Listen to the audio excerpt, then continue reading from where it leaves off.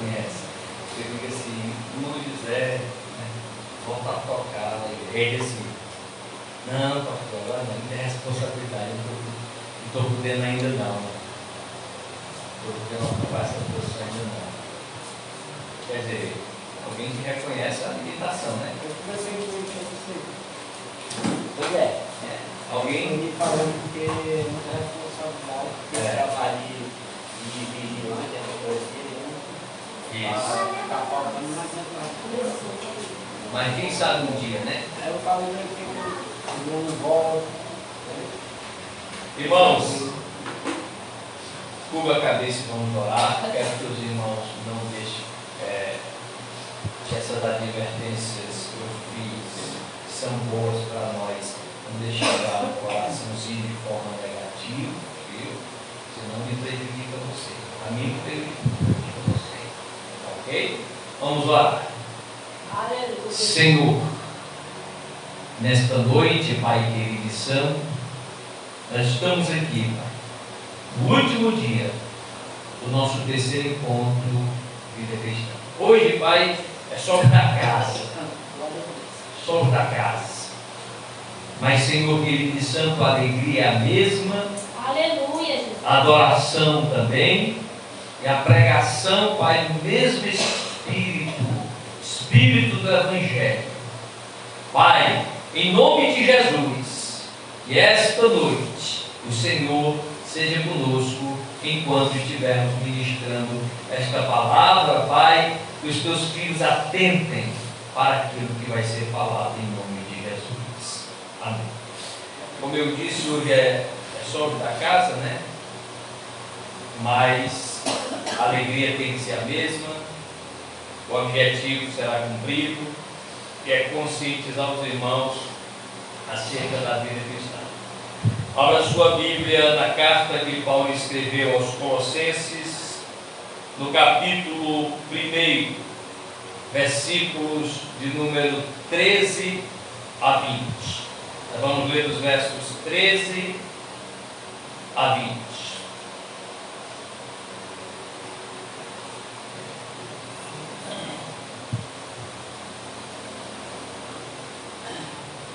Diz assim a palavra de Deus.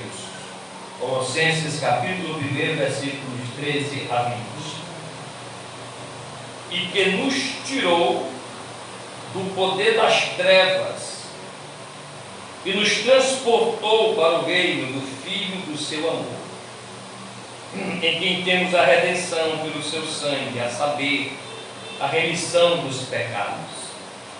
Ele é a imagem do Deus invisível, o primogênito de toda a criação, pois nele foram criadas todas as coisas que há nos céus e na terra, visíveis e invisíveis, sejam tronos, sejam dominações, sejam principados, sejam potestades, tudo foi criado por ele e para ele. Ele é antes de todas as coisas, e todas as coisas subsistem por ele. Ele é a cabeça do corpo, a igreja, é o princípio, o primogênito dentre os mortos, para quem tudo tem a preeminência, pois foi do agrado do Pai que toda a plenitude nele habitasse, e que, havendo por ele feito a paz pelo sangue da sua cruz, por meio dele reconciliar-se consigo mesmo todas as coisas, tanto as que estão na terra como as que estão nos céus. Irmãos, nós já estudamos toda esta carta alguns anos atrás, a carta que Paulo escreveu aos Colossenses. Esta carta, queridos e amados irmãos, ela foi escrita aproximadamente no ano 60 depois de Cristo. A carta aos Colossenses, ela é uma defesa da supremacia de Cristo contra os ataques de uma seita gnóstica que reunia elementos da filosofia, do judaísmo, do misticismo e do ascetismo. Os hereges, queridos irmãos, desta seita, eles defendiam que os cristãos precisavam de algo mais além de Cristo, além do Evangelho, queridos irmãos. E aí o apóstolo Paulo, para precaver a igreja, ele escreve esta carta, e o tema central desta carta é a supremacia de Cristo, queridos e amados irmãos. Aqui no texto que nós lemos, o apóstolo Paulo, ele vai mostrar que Cristo, ele é suficiente, não só no texto que nós lemos, mas em toda a carta, uma vez que esse, como eu disse, é o assunto principal da carta, a supremacia, a suficiência de Cristo. E aqui, queridos irmãos, nesses versículos que nós lemos, o apóstolo Paulo, ele mostra a supremacia de Cristo em três áreas. Presta atenção, em três áreas. Paulo mostra a supremacia de Cristo na salvação.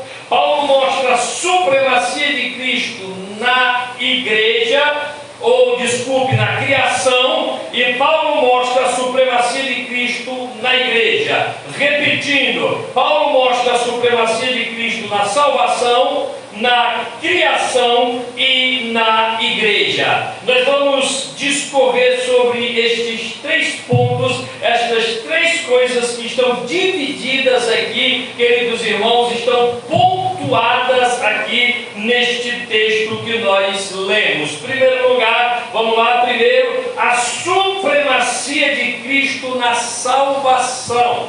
E está aí nos versículos 13 e 14. Nos versículos 13 e 14, o apóstolo Paulo, queridos irmãos, ele vai explicar, ele vai revelar, ele vai mostrar a salvação como uma operação de resgate.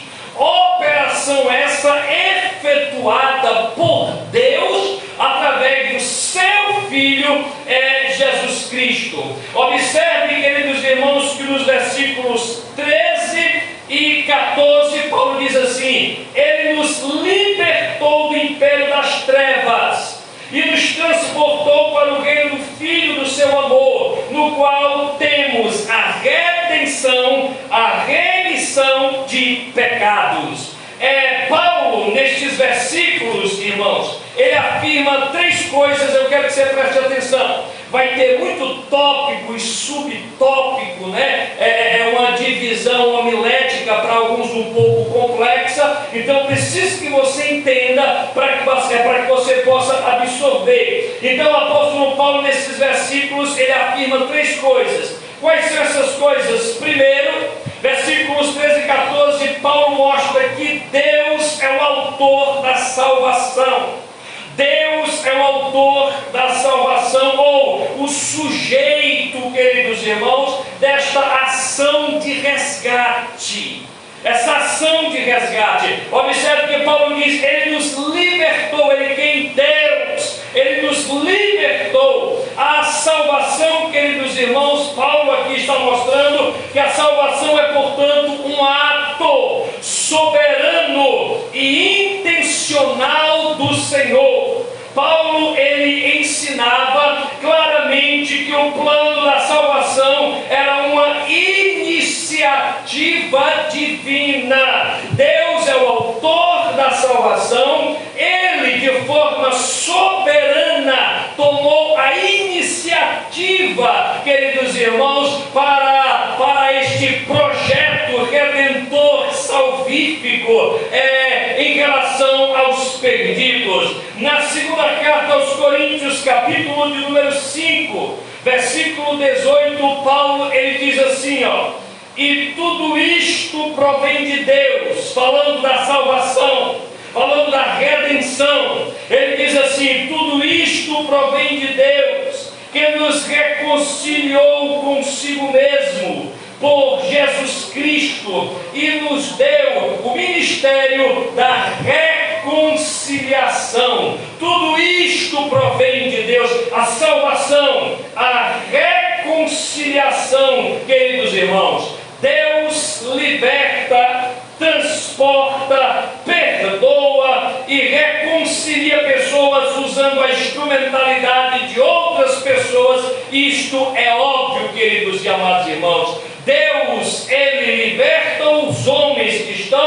fora, quando a igreja revela o que Cristo fez para a salvação dos perdidos. Aquilo que eu sempre gosto de dizer aos irmãos, pregando, ensinando, ou mesmo conversando com alguns irmãos, eu digo o seguinte: salvação é obra de Deus. Não se preocupe em querer salvar ninguém, porque você não pode salvar ninguém. Não se preocupe em libertar alguém, porque você não tem poder de libertar ninguém. Você não tem poder de transformar o coração, queridos irmãos, depravado, carnal de ninguém. Você não tem este poder. Isso é obra da graça. Isso é obra de Deus. A igreja, o dever dela é expor, é anunciar, é proclamar o Evangelho. E o que é o Evangelho? É a história de Cristo. Pregue o que Cristo ensinou, pregue o que Cristo fez na cruz, e você estará pregando o Evangelho, queridos irmãos. Uma vez que você prega o Evangelho, aí o Espírito Santo de Deus opera a graça nos corações dos perdidos e os curva diante do Senhor, fazendo eles reconhecerem que são pecadores e que precisam de Deus. Aleluia. Mas o apóstolo Paulo, irmão, ainda na supremacia de Cristo na salvação, Paulo ainda mostra que a salvação é um resgate ou um traslado, uma mudança de posição. Ele mostra isso quando ele diz, no verso 13, ele diz assim: Ele nos libertou. Ele nos libertou. E aí, irmão, o verbo libertar, no grego grego, esse verbo no grego tem suas nuances, mas aqui é ruomai. Ruomai significa arrancar, resgatar, libertar de algum tipo de servidão ou escravidão. Isso aqui é o verbo libertar no grego. Ruomai significa isso. Significa arrancar, resgatar, libertar de algum tipo de servidão ou escravidão. Império das trevas. Ele nos libertou do império das trevas. E essa palavra império significa autoridade ou poder. Autoridade ou poder. Ele nos libertou da autoridade e do poder do diabo e do pecado. Deus, irmão, nos libertou do poder da tirania de Satanás e do pecado que nos oprimia. O apóstolo Paulo, ele diz que Deus nos libertou do domínio de Satanás, aquele que lá na segunda carta aos Coríntios, capítulo 4, versículo 4, ele chama de o Deus deste século. Aparece lá como o pastor Júnior disse ontem, né, com um D minúsculo. O Deus deste século. Que é o Deus deste século, queridos irmãos? Que é o Deus que rege esse mundo? O Deus que o mundo, a Bíblia diz que ele jaz no maligno, é Satanás. É Satanás. É o diabo. É o maligno. É o príncipe da potestade do ar, inimigo da igreja, opressor do homem, causador do pecado original, ludibriador de todos aqueles que o servem, é o pai da mentira. Esse é que é, queridos e amados irmãos, o Deus deste século. Mas Paulo ainda diz, irmão, que ele nos transportou. Primeiro Paulo diz assim, ele nos libertou. Aí agora ele diz, ele nos transportou. E essa palavra transportou significa remover, transferir, conduzir em traslado, é tirar de um lugar para o outro. Transportar é isso, tirar de um lugar para o outro. Este transporte, queridos irmãos, que Paulo se refere aqui, é comparado a uma remoção ou migração de um povo após uma grande vitória. E este traslado aqui, Paulo mostra que ele tem 4 características. Essa mudança de posição que Cristo fez ao favor dos salvos, que Cristo fez por nós. Paulo diz que esse traslado, essa mudança do império das trevas para o reino do Filho do seu amor, tem 4 características. Primeiro, é um traslado do poder de Satanás para o senhorio de Jesus. Segundo, é um traslado do império das trevas para o reino da luz. Terceiro, é um traslado da escravidão para a redenção ou liberdade. Quarto, é um traslado da condenação para o perdão ou remissão de pecados, como Paulo mostra em Romanos capítulo 6, versos 20 e 23. Em Romanos capítulo 8, versículo 1, Paulo diz que em Cristo não há mais condenação, porque houve esse traslado com essas características que eu acabei de citar. Mas Paulo, queridos irmãos, ele ainda mostra, nestes 2 versículos 13 e 14, além de mostrar que Deus é o autor da salvação, amém?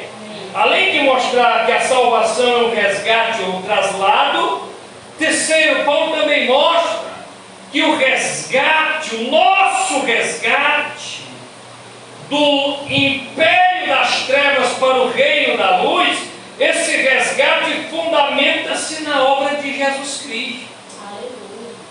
Por quê? Porque este resgate acontece graças ao sacrifício vicário de Cristo. Observe, queridos irmãos, em Colossenses capítulo 1, aí, versículo 14, que Paulo ele destaca o seguinte, ele diz assim, no qual temos a redenção, isto é, nossa libertação pelo pagamento de um resgate. Então Paulo está dizendo que Cristo nos resgatou.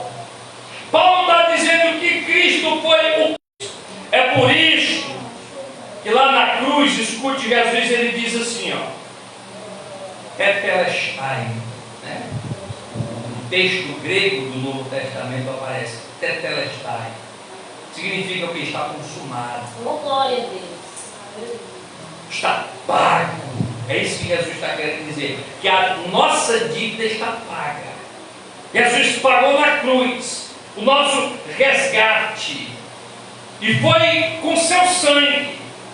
Pedro, 1 Pedro, capítulo 1, versos 18 e 19, Pedro ele diz assim, irmãos, sabendo, olha o que é que Pedro diz nesses versículos que eu citei, capítulo 1, versículos 18 e 19, sabendo que não foi com coisas corruptíveis, como prata ou ouro, que fostes resgatados da vossa vã maneira de viver, mas com o precioso sangue de Cristo, como de um cordeiro sem defeito e sem mancha.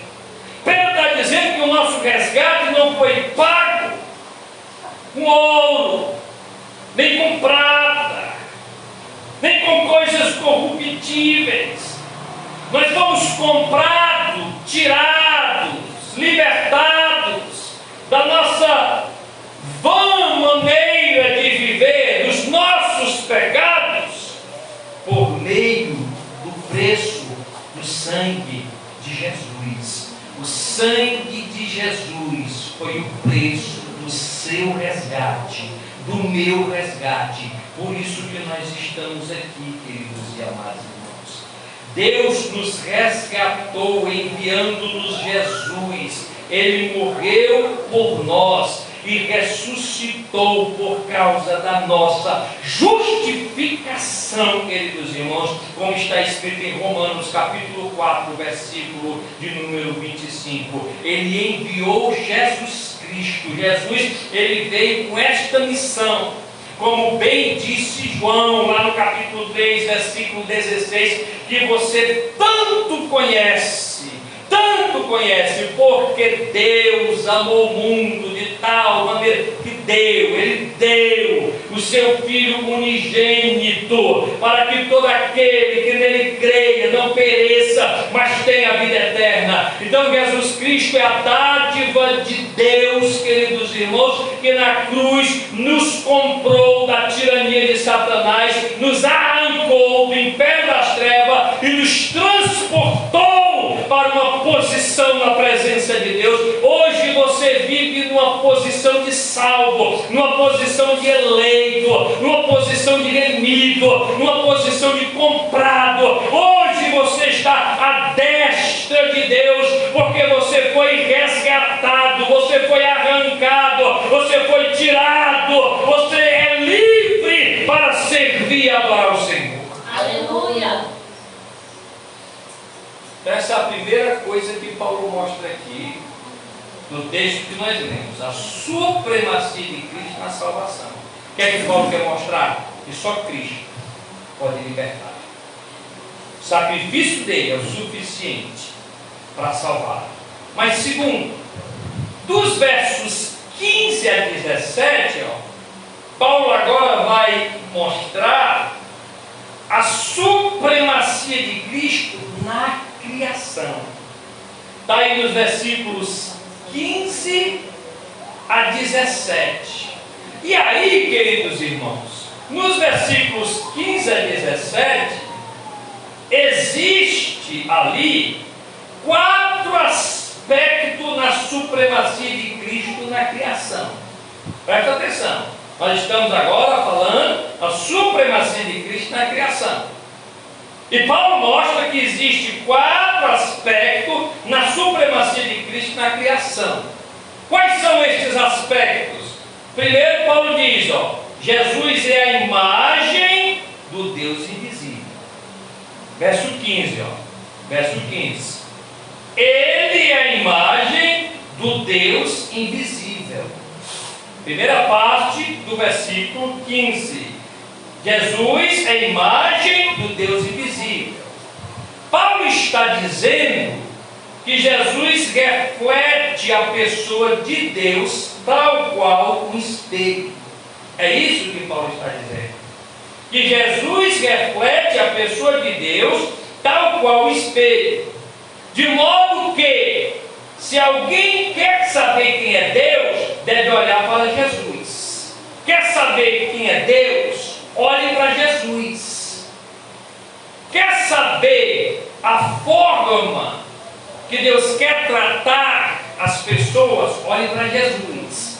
Jesus deixou, quando esteve aqui, permeando entre os homens, convivendo entre os homens, ensinando o Evangelho aos homens. Jesus, ele mostrou, queridos irmãos, o propósito de Deus, o amor de Deus, a vontade de Deus para o homem.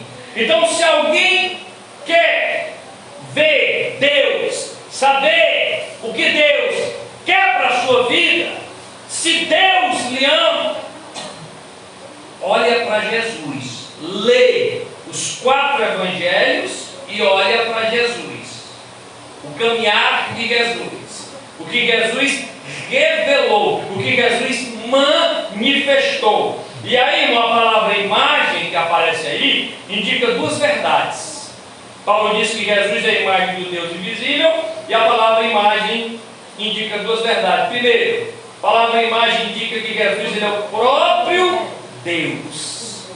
Jesus é o próprio Deus, isto está claro em Colossenses capítulo 2, versículo 9, diz assim, Colossenses 2 e 9 diz assim, pois nele habita corporalmente, toda a plenitude da divindade. Toda a plenitude da divindade. É Paulo que está dizendo.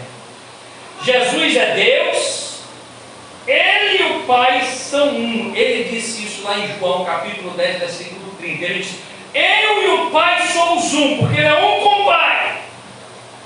Um com o Pai. Então Jesus é o próprio Deus. Jesus é Deus. E nós não temos dúvida disso. Segundo, essa expressão imagem também indica que Jesus é a revelação perfeita de Deus. Jesus é a revelação perfeita de Deus. No Evangelho de João, capítulo 1, versículo 18, diz assim, João, o escritor do Evangelho, ele diz assim: ninguém nunca viu a Deus, mas o Deus unigênito, que está ao lado do Pai, é quem o revelou. Ninguém jamais viu a Deus, mas Jesus, em carne, Ele revelou o Pai. Como? Da maneira que eu disse anteriormente, através dos seus ensinos, através da sua maneira de estar. Na implantação do reino, Jesus revelou o Pai. Jesus, queridos irmãos, ainda disse lá no Evangelho de João capítulo 12, versículo 45, Jesus disse assim: quem me vê, vê aquele que me enviou. Quer ver Deus? Olha para Jesus. Quer ver Deus da maneira que Deus quis se revelar? Porque lembre-se disso, o que nós podemos saber de Deus é aquilo que Ele permitiu que fosse revelado. E Jesus, irmãos, é a revelação especial de Deus. É aquilo que de Deus nós deveríamos saber e conhecer. Foi revelado em Cristo. Em Cristo. Mas terceiro outro aspecto da supremacia de Cristo na criação. Primeiro, Paulo mostra que Jesus é a imagem do Deus invisível, versículo 15. O segundo aspecto da supremacia de Cristo na criação, Paulo mostra que Jesus é o primogênito de toda a criação. Daí o versículo 15, a parte final. Esse é o segundo aspecto da supremacia de Cristo na criação. Paulo mostra que Jesus é o primogênito de toda a criação. E aí me escute bem, a primogenitura, irmãos, indica que por direito, Jesus é o herdeiro de todas as coisas e o escolhido para exercer a mais alta posição de honra. O apóstolo Paulo, no versículo 16, olhe para a Bíblia aí, ele apresenta três aspectos desta posição. Três aspectos no versículo 16. Paulo diz, primeiro aspecto, nele todas as coisas foram criadas, as visíveis e as invisíveis. Nele. Segundo aspecto, Paulo diz, por meio dele tudo foi criado.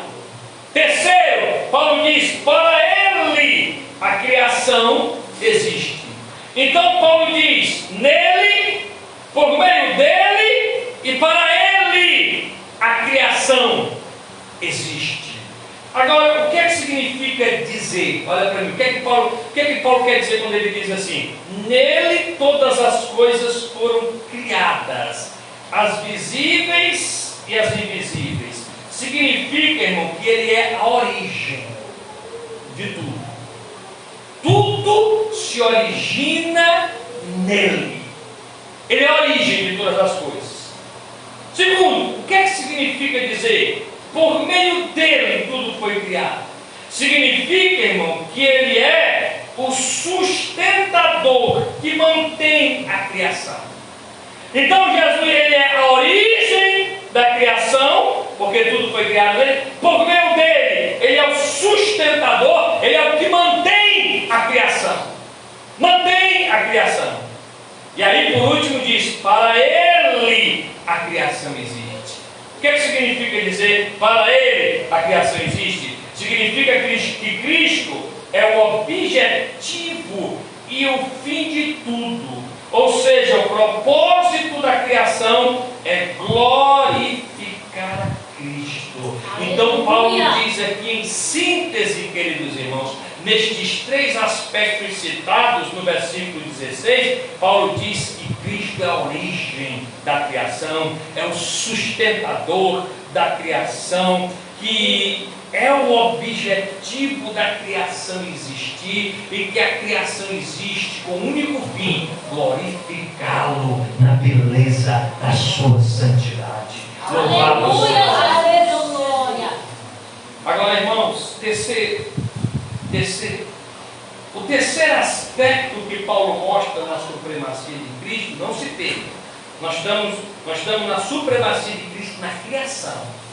Terceiro aspecto que Paulo mostra da supremacia de Cristo na criação: primeiro, Paulo diz que Jesus é a imagem do Deus invisível. Segundo, Paulo diz que Jesus é o primogênito de toda a criação. Agora, terceiro, Paulo mostra que Jesus, irmão, é pré-existente à criação.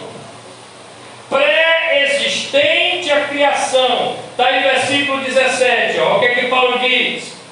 Ele é antes de todas as coisas. Ele é antes de todas as coisas. Paulo está dizendo que Jesus pré-existe à criação. Lembre-se que Ele é o Emanuel, Deus conosco. Quem foi gerado no ventre da Virgem, queridos irmãos, foi o Jesus de Nazaré histórico. Mas ali, meus amados irmãos, antes de Jesus entrar na história humana, antes dele se tornar um personagem histórico, ele antes já existe acima da história.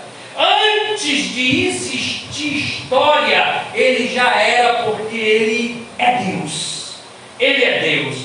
E aí o apóstolo o apóstolo João, mostra isso que eu estou dizendo, quando no capítulo 1, versículo 1, João diz assim, no princípio era o verbo, e o verbo estava com Deus, e o verbo era Deus. No princípio era o verbo, e o verbo estava com Deus, e o verbo era Deus.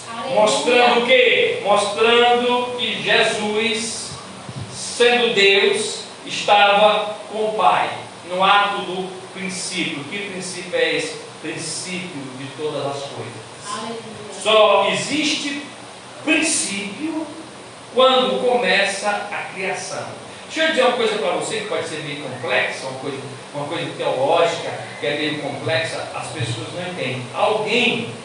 Alguém gosta de fazer a seguinte pergunta: pessoas que não conhecem a Bíblia, não são dadas à teologia cristã, ou a grandeza de Deus, a complexidade de Deus, pessoas fazem a seguinte pergunta: onde estava Deus antes de criar o mundo? Já viu essa pergunta? Onde estava Deus antes de criar o mundo? Como é que você responde isso? Você responde dizendo o seguinte: antes de Deus criar o céu e a terra, ele não estava fazendo nada, ele só era. Por quê? Porque antes e depois faz parte da criação. Antes de Deus criar o mundo, não existia antes nem depois, porque antes e depois faz parte da criação, faz parte do tempo e espaço, faz parte de uma cronologia. Cronologia, tempo e espaço é obra da criação, queridos irmãos. Para nós existe antes, agora e depois. Para Deus só existe o que Ele é. Para Deus, queridos irmãos, só existe o que Ele é. Então não coloque isso na sua cabeça. Onde estava Deus? Não, antes não existia existia. O antes e o depois só vem existir quando o Espírito de Deus começa a agir no ato da criação. No ato da criação, quando a Bíblia diz no princípio, ali começa a se contar tempo. Ali começa a se contar tempo. Criou Deus céus e terra, ali começa a surgir espaço. Começa a surgir contagem cronológica, mas antes de Deus criar céus e a terra, Ele apenas era, como Ele é, está acima da sua criação. Deus não conta tempo, para Deus não existe passado, presente ou futuro. Ele enxerga todas as coisas aqui, na presença dEle. Nós contamos passado, estamos no presente e criamos uma perspectiva ou expectativa para o futuro. Deus não, Deus está vendo tudo aqui na presença dEle, porque Ele é, queridos irmãos. Ele está acima do tempo e do espaço. Para Ele não existe princípio, para Ele não existe fim, porque na pessoa dEle, tudo começa dEle e termina dEle. Ele simplesmente é. Ele simplesmente é. Então Jesus Cristo, queridos irmãos, Ele estava com Deus no ato da criação. Antes que houvesse mundo, Jesus já era Deus glorioso com o Pai. Olha o que ele diz na oração sacerdotal. Capítulo 17, versículos 4 e 5 de João, capítulo 17, versículos 4 e 5, a oração sacerdotal, diz assim, ele diz assim, eu te glorifiquei na terra, concluindo a obra que me deste para fazer. Aí versículo 5, e agora, Pai, glorifica-me em tua presença. Aí ele diz, com a glória que tinha contigo antes que o mundo existisse. O que é isso, queridos irmãos? É a pré-existência de Cristo. A história de Cristo não começa com Ele sendo gerado no útero da Virgem.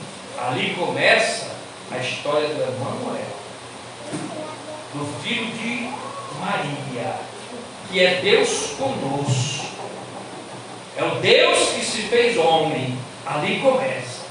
Mas o Deus eterno, no seu estado pleno, absoluto de perfeição, sem nenhuma limitação, sem estar sujeito ao tempo e ao espaço, Ele sempre existiu na eternidade. Ele é Deus. Jesus é Deus. Pode ter certeza disso, meus queridos e amados irmãos. Meu irmão, isso que eu acabei de dizer para você derruba todo o conceito panteísta. Todo o conceito panteísta. Por quê? Porque mostra que o Senhor Jesus está acima da sua criação e que Ele é o originador desta criação. Derruba a ideia panteísta que afirma que Deus é tudo e tudo é Deus. Jesus, irmão, é o Criador e a criação não é uma extensão da sua pessoa. Ele é anterior à criação. Mas quarto subponto, ainda na supremacia de Cristo sobre a criação. Versículo 17, Paulo diz que Jesus ele é o sustentador da criação. Olha o que é que diz a parte final do versículo de número 17. E todas as coisas subsistem por Ele. Todas as coisas subsistem por Ele. A criação, irmãos, é preservada e sustentada por Jesus, como mostra o Escrito aos Hebreus, no capítulo 1, versículo 3. O Escrito aos Hebreus diz assim, o Filho é o resplendor da sua glória e a expressa imagem da sua pessoa, sustentando todas as coisas pela palavra do seu poder. Toda a criação se firma e prossegue em coerência por causa de Jesus. O mundo, irmãos, não é um caos, mas um cosmos. E um cosmos organizado. Jesus está no controle e Ele sustenta todas as coisas. O grande teólogo, comentarista bíblico, William Hendrickson, ele diz o seguinte, ele declara o seguinte, ele diz assim, é o Filho do amor de Deus que segura em suas poderosas mãos as rédeas do universo e nunca solta. E nunca solta. Ou seja, em nenhum momento ele solta as rédeas do universo. Jesus é Deus e é o autor, o primogênito, a referência, o alvo, o agente e o preservador da criação. Mas terceiro, para a gente encerrar, o apóstolo Paulo também mostra, irmão, nos versos 18 e 20, a supremacia de Cristo na igreja. Você não se perdeu não, né? Primeiro, a gente viu a supremacia de Cristo na salvação. Segundo, na criação. Agora terceiro, na igreja. Está aí nos versículos 18 e 20. Versículos 18 a 20. Olha o que é que diz, vamos ler. 18 a 20. E Ele é a cabeça do corpo, a igreja. É o princípio, o primogênito dentre os mortos, para que em tudo tenha preeminência.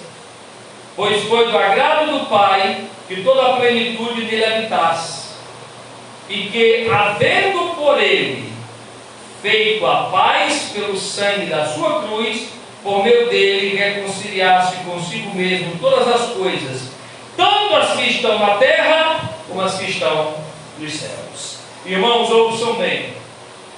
A igreja é a nova criação de Deus. A igreja é a nova criação de Deus. Todo aquele que está em Jesus é uma nova criatura, como Paulo disse na segunda carta aos Coríntios, capítulo 5, versículo 17. Paulo diz: se alguém está em Cristo, nova criatura é. As coisas velhas ficaram para trás, tudo se fez novo. E aí, irmãos, Paulo apresenta 5 aspectos da supremacia de Cristo na igreja. Ele apresenta 5 aspectos. E eu vou rapidamente, nesses 15 minutos, para a gente encerrar, mostrar quais são esses 5 aspectos que Paulo mostra da supremacia de Cristo na igreja. Primeiro, Paulo mostra que Jesus é a cabeça, o chefe da igreja. Está aí no versículo 18. Ele mostra que Jesus é a cabeça, o chefe da igreja. Isso aqui, irmão, se trata de uma relação inseparável de Cristo com a igreja, que é o seu corpo. Lá no livro de Efésios, capítulo 1, versículo 22, está escrito assim, Efésios capítulo 1, versículo 22, Paulo dizendo que sujeitou todas as coisas debaixo dos seus pés. Sujeitou todas as coisas debaixo dos seus pés, e sobre todas as coisas o constituiu como cabeça da igreja. É Paulo mostrando, corroborando aqui com esse mesmo texto escrito por ele em Colossenses, mostrando que ele é o cabeça. Jesus, irmão, é quem comanda a igreja, assim como o cérebro comanda o corpo humano. Quem comanda a igreja não é pastor, não é bispo, não é papa, não é sacerdote, não é apóstolo. Quem comanda a igreja, queridos irmãos, é Cristo, que é o cérebro da igreja. Quando diz que Cristo é o cabeça, está dizendo que Ele é o cérebro, Ele é o mentor, Ele é aquele que alimenta a igreja, Ele é aquele, queridos irmãos, que dá ordem para a igreja movimentar os seus membros e ter um trabalho exitoso como igreja de Cristo. Tiago, no capítulo 1, versículo 17, Tiago diz assim, Toda boa dádiva e todo dom perfeito é lá do alto, descendo do Pai das luzes, em quem não há mudança nem sombra de variação. Por que eu fiz questão de citar Tiago? Porque Tiago está mostrando que toda dádiva e todo dom perfeito que a igreja tem, vem lá do alto, ou seja, vem de Cristo, que é o cérebro, que é o cabeça, que é o mentor, que é o sustentador da igreja. A igreja, queridos e amados irmãos, ela sobrevive bem enquanto estiver ligada ao cabeça, que é Cristo. A partir do momento que nós nos desligarmos de Cristo, que é o cabeça, nós nos tornamos membros doentes do corpo, membros sem saúde, membros improdutivos, membros, queridos irmãos, que às vezes é preciso até ser amputado, porque está podre. Enquanto nós estivermos ligados ao cabeça, nós vamos estar sendo bem guiado, bem alimentado, bem sustentado, porque ligado a Ele, Ele vai nos dar graça, queridos irmãos, e alimentar a nossa alma.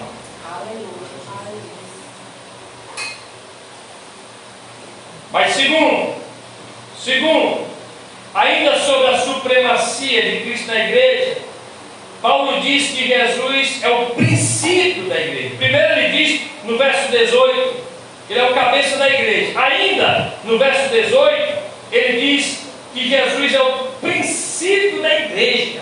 Está aí ainda no versículo 18. Ou seja, Jesus é a causa e razão da existência da igreja, povo de Deus.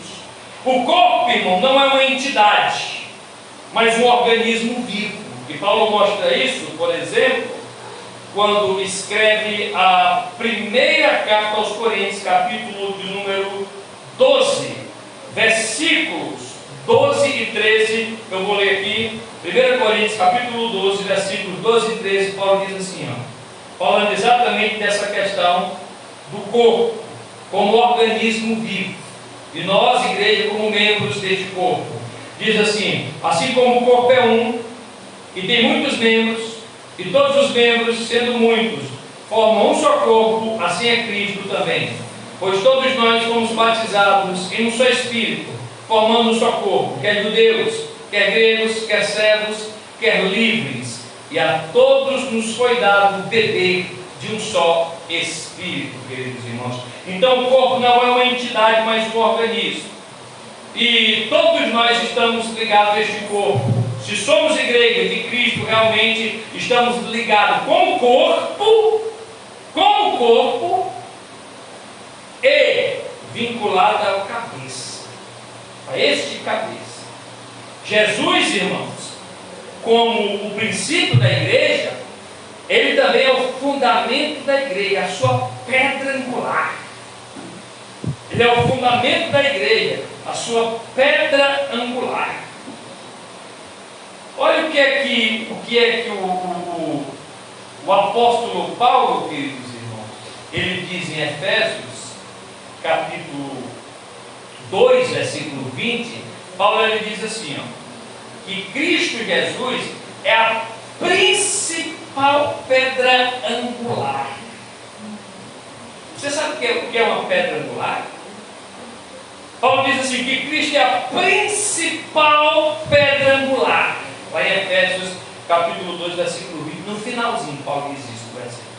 Irmão, pedra angular é a pedra fundamental colocada no canto de uma construção para unir, alinhar e sustentar paredes, garantindo sua estabilidade.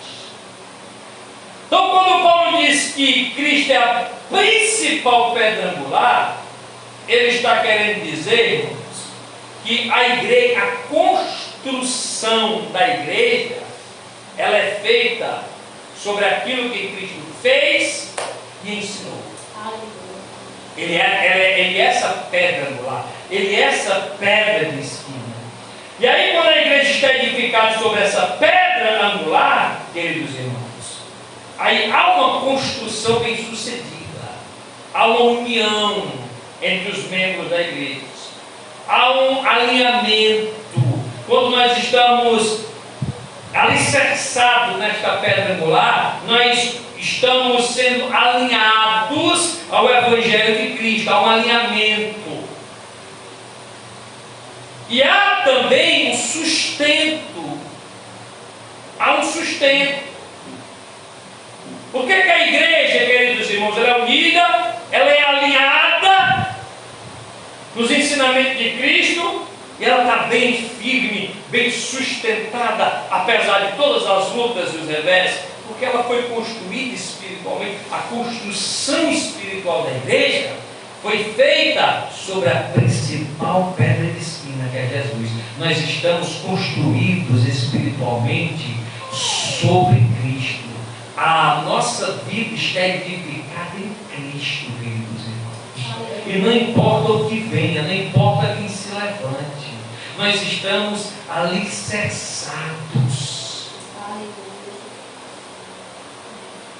Mas Paulo ainda mostra, terceiro, ele mostra que Jesus é o cabeça, o chefe da igreja, ele mostra que Jesus é o princípio da igreja, mas terceiro, Paulo mostra ainda, na supremacia de Cristo na igreja, que Jesus é o primogênito dentre os mortos.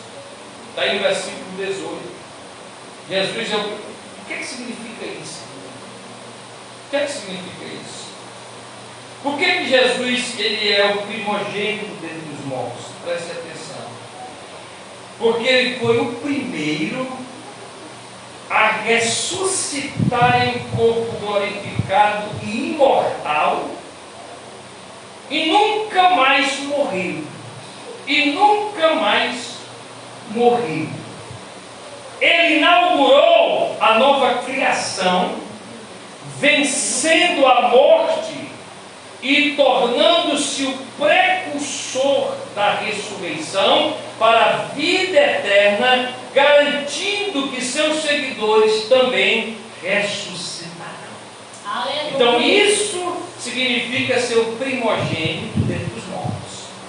Ele é o primogênito dentre os mortos por isso, porque foi o primeiro a ressuscitar em um corpo glorificado e imortal, nunca mais morrendo, nunca mais morrendo. Ele inaugurou a nova criação, vencendo a morte, tornando-se o precursor da ressurreição para a vida eterna. Ou seja, Jesus ressuscitou vitorioso, nos deixando a garantia de que aqueles que estão mortos em Cristo também ressuscitarão para estar com Ele na eternidade. Bendito seja o nome do Senhor. Agora, quarto. Paulo também diz, irmãos, que Jesus é a residência de toda a plenitude divina. Está aí no versículo 19. Versículo 19, olha o que ele diz. Pois foi do agrado do Pai que toda a plenitude nele habitasse. Nele habitasse. Irmãos, toda a plenitude da divindade significa que poder, atributos e glória divina está em Jesus. Depois você lê passagens como João 1,16 e Colossenses 3 e 9, nós podemos ver até agora. Colossenses capítulo 3, versículo de número 9. Desculpe, Colossenses capítulo 2, né? Versículo 9, diz assim, capítulo 2, versículo 9. Pois nele, Paulo falando, pois nele, em Jesus, habita corporalmente toda a plenitude da divindade. Pois nele habita corporalmente toda a plenitude da divindade. Irmãos, o que Paulo também está dizendo é que Jesus Cristo é poderoso e suficiente para suprir todas as necessidades espirituais da igreja. Paulo está dizendo que a igreja não precisa daquela espiritualidade que estava sendo proposta pelos gnósticos. culto aos anjos, envolvimento com os judaizantes e etc. Não, Paulo mostra que Jesus é poderoso e suficiente para suprir todas as necessidades espirituais da igreja. Você não precisa colocar muletas no Evangelho, você não precisa colocar adendos, acréscimos, aquilo que Jesus já fez na sua espiritualidade. Não, você não precisa de misticismo humano. Jesus Cristo é suficiente, porque nele habitou corporalmente toda a plenitude da divindade. Cristo Jesus foi pleno como Redentor. A obra que ele fez foi completa. Ninguém precisa completar nada, só precisa crer no que ele fez. E para terminar, Paulo mostra que Jesus é o reconciliador de todas as coisas, né? Isso nós estamos ainda no tópico da supremacia de Cristo na igreja. Para terminar, versículo 20, Paulo mostra que Jesus é o reconciliador de todas as coisas. Ele diz assim: e que havendo por ele feito a paz pelo sangue da sua cruz, por meio dele reconciliasse consigo mesmo todas as coisas, tanto as que estão na terra como as que estão nos céus. Agora, essa frase aqui, ó, Jesus é o reconciliador de todas as coisas. Precisa se ter cuidado. Quando diz que Jesus é o reconciliador de todas as coisas, não está se falando aqui do universalismo. Que o ato de Cristo salva a todos, incondicionalmente, independente de qualquer coisa. Não é isso. Porque tem gente que interpreta dessa maneira. Jesus